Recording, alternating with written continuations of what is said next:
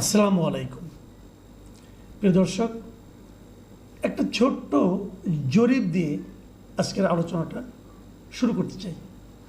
জরিপটা এ ধরনের, সেই জরিপটা হলো নির্বাচন কেন্দ্রিক। জরিপটা করেছে ঢাকা বিশ্ববিদ্যালয়, মানে ঢাকা বিশ্ববিদ্যালয়ের ছাত্রদের মতামত নিয়ে এই জরিপটা হয়েছে।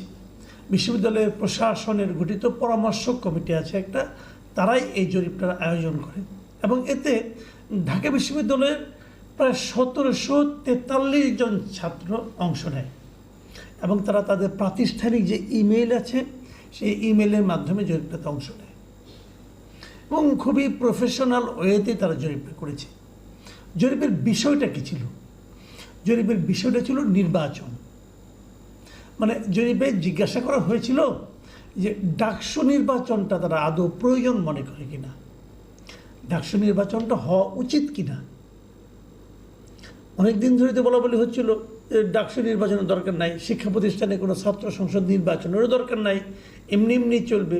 তো ছাত্রদের মতামতটা নেওয়া হয়েছিল তারা কি মনে করে যে বিশ্ববিদ্যালয়ে একটা ছাত্র সংসদ থাকা উচিত। তো ঢাকা বিশ্ববিদ্যালয়ে তারা এই কাজটা করেছে এবং সেখানে আরও কিছু প্রশ্ন ছিল, প্রায় 8-9টা প্রশ্ন ছিল এবং এগুলো নিয়ে তারা এই জরিপটা করেছে। আমি সবগুলো আলোচনায় যাব না, আমি দু একটা প্রসঙ্গে যাচ্ছি, তারপর আমি মূল আলোচনায় যাব। এবং সেই জরিপে দেখা গেছে যে 96% শিক্ষার্থী 96% শিক্ষার্থী মনে করেছে যে ডাকসু এবং হল সংসদ নির্বাচন খুবই প্রয়োজনীয়, মানে এটা দরকার। আর 4% শিক্ষার্থী এটাকে অপ্রয়োজনীয় মনে করেছে। তার মানে 100 জনের মধ্যে যদি 96 জন বলে যে এটা প্রয়োজনীয়, তাহলে এটা প্রয়োজনীয় বোঝা যাচ্ছে। এই প্রয়োজনীয় কাজটা এতদিন এত বছর হতে দেওয়া হয়নি, মাঝখানে কেবল একবার হতে দেওয়া হয়েছিল এবং তারপরে এটাকে আবার বন্ধ করে দেওয়া হয়েছে। সেখানে এই নির্বাচনটা কবে হওয়া উচিত সেই প্রশ্নটা ছিল এবং সেখানে দেখা গেছে যে 75% শিক্ষার্থী বলেছে এই বছরের, চলতি বছরের জুন মাসের মধ্যেই এই নির্বাচনটা করলে সবচেয়ে শান্তিপূর্ণ এবং গ্রহণযোগ্য হবে। মানে এটা হলো কি মাস? এপ্রিল মাস, মে, জুন, মানে আর 2 মাসের মধ্যে নির্বাচনটা করা উচিত। বলে রাখা ভালো, এই জরিপটা কিন্তু তারা শুরু করেছিল 23শে মার্চের 23 তারিখ থেকে এই এপ্রিলের 6 তারিখ পর্যন্ত, এই সময়ের মধ্যে জরিপটা হয়েছিল। তাহলে তখন থেকে যদি আমি এপ্রিলটা পর্যন্ত ধরি, তাহলে এপ্রিল, মে, জুন, মানে মাঝখানে 3 মাস গ্যাপ দিয়েই সকল স্টুডেন্ট মনে করেছিল যে 3 মাসের মধ্যে নির্বাচনটা হওয়া উচিত। মানে 75% লোক মনে করেছিল 3 মাসের মধ্যেই নির্বাচনটা হওয়া উচিত। আরও 16% বলেছিল যে না, এটা সেপ্টেম্বরের মধ্যে হলে ভালো হয়। আর বাকি 9% মনে করেছিল এটা 1 বছর কিংবা তারও পরে হলে ভালো হবে। আমি অন্য প্রশ্নে আর যাচ্ছি না, আমি এই দুটো জায়গায় থাকছি। একটা জায়গায় কি যে ম্যাক্সিমাম স্টুডেন্ট মনে করেছে যে একটা নির্বাচন হওয়া দরকার, ছাত্রদের মতামতের ভিত্তিতে, ছাত্রদের ভোটের ভিত্তিতে তাদের প্রতিনিধি নির্বাচিত হওয়া দরকার। আর দ্বিতীয়টা মনে করেছে যে ইমিডিয়েট হওয়া দরকার। আমি যদি ওই 16% আর 75% যোগ দিই তাহলে হয় 91%। মানে 91% মনে করছে যে এই বছরের সেপ্টেম্বরের মধ্যেই নির্বাচন হওয়া দরকার। শেষ পর্যন্ত নির্বাচনটা কি হবে কি হবে না সেটা অন্য প্রশ্ন, নাও হতে পারে। আমার ধারণা হবে না, আমার ধারণা এই সময়ের মধ্যে নির্বাচনটা হবে না। এই সংখ্যাগরিষ্ঠ ছাত্রদের মতামতকে অগ্রাহ্য করা হবে। কেন অগ্রাহ্য করা হবে? এই কারণে আমি যতদূর জানি যে বড় বড় ছাত্র সংগঠনগুলো এখনই নির্বাচন চায় না। তারা আগে জাতীয় সংসদ নির্বাচন চায়, তারপরে এটা করতে চায়। তাদের কথাটাকে গুরুত্ব দেওয়া শেষ পর্যন্ত দেওয়া হবে বলে আমার ধারণা। আমার যে অভিজ্ঞতা সেখান থেকে বললাম, আমার অভিজ্ঞতা যদি ভুল প্রমাণিত হয় তাহলে আমি খুশি হব, সবচেয়ে খুশি আমি ওটাই হব। আমি চাই যে আমার ধারণা ভুল হোক। আমি চাই বিশ্ববিদ্যালয় কর্তৃপক্ষ মোর ডেমোক্রেটিক আচরণ করুক। আমারটা ভুল প্রমাণ হলে আমি খুশি। এখন আমি মূল প্রসঙ্গে আসি। নির্বাচনকে না আসলে সবাই কেন যেন ভয় পায়। যারা ভয় পায় না তারা কেন পায় না? তারা যখন মনে করে এই নির্বাচনে আমার শিওর সাকসেস, তখনই তারা ভয় পায় না। যে জিনিসটা বিএনপি করছে, দেখুন বিএনপি কি বলছে, যে ডিসেম্বরের মধ্যে জাতীয় সংসদ নির্বাচন দিতে হবে।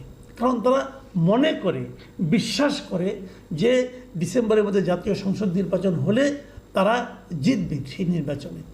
কারণ সারা দেশে তাদের সাংগঠনিক অবস্থা খুবই দৃঢ়, দেশে বদনাম হচ্ছে, অনেক প্রত্যন্ত অঞ্চলে অনেক বদনাম হচ্ছে, বদনামের কারণে ভোট কমছে, তারপরেও তারা বিশ্বাস করে, তারা মনে করে যদি নির্বাচনের হাওয়া আসে তাহলে অন্য সব কিছু এই নির্বাচনের জোয়ারে মানে ভেসে যাবে, তারা নির্বাচিত হবে। এই জন্য তারা ডিসেম্বরে নির্বাচন চায়।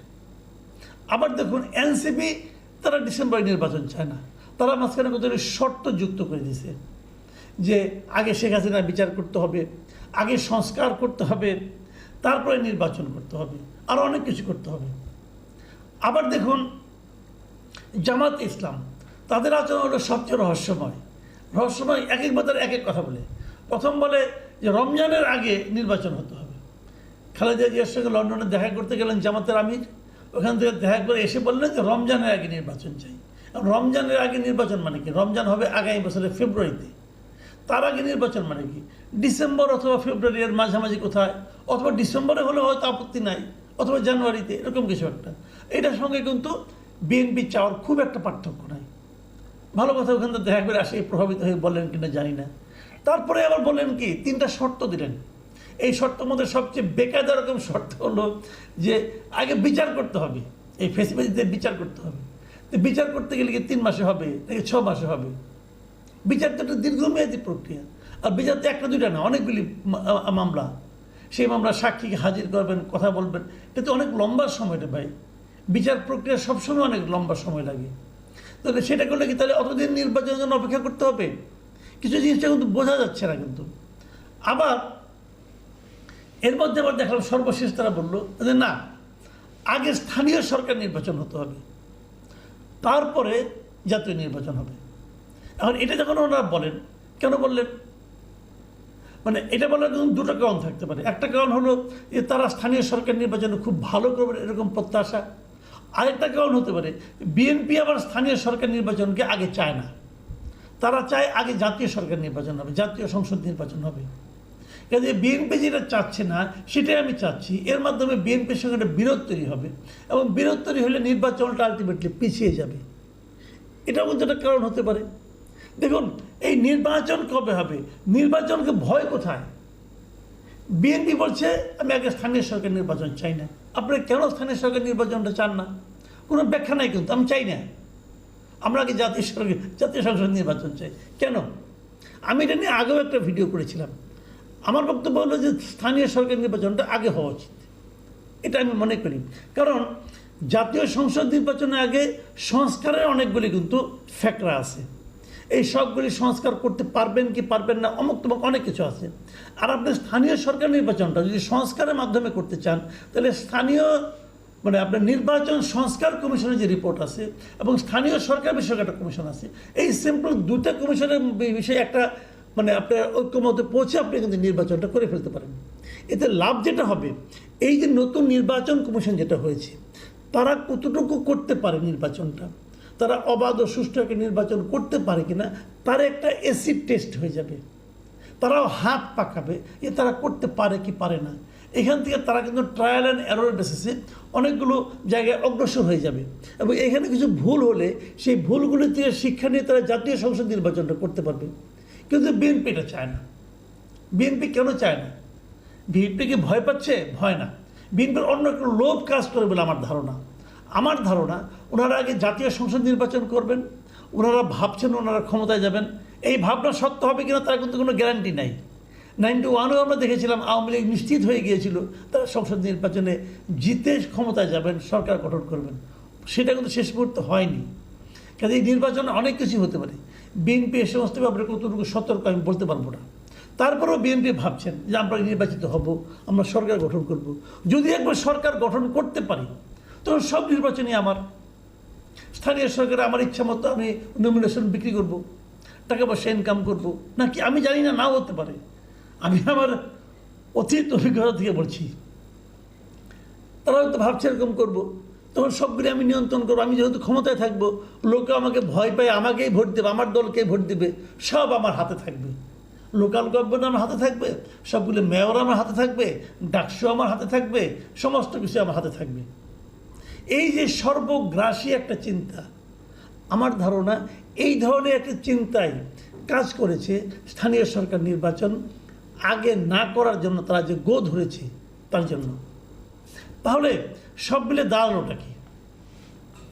এটা কিন্তু কোনো ক্লিয়ার কিছু না, কিন্তু মানে সবাই যার যার স্বার্থের কথা চিন্তা করছে, কেউ কিন্তু সাধারণ মানুষের কথা চিন্তা করছে না। আর যারা নির্বাচনে জিততে না পারার আশঙ্কা যাদের মধ্যে আছে, তারা তো পারলে নির্বাচন পিছিয়েই দেয়, নির্বাচনের দরকার নাই, এই অনুসরণেই থাকুক, এরকমও কিন্তু একটা গ্রুপ আছে। কারণ তারা দেখছে এরা থাকলে আমার এখনই সুবিধা, এখনই আমি বিনা নির্বাচনে অনেক পাওয়ার এক্সারসাইজ করতে পারি।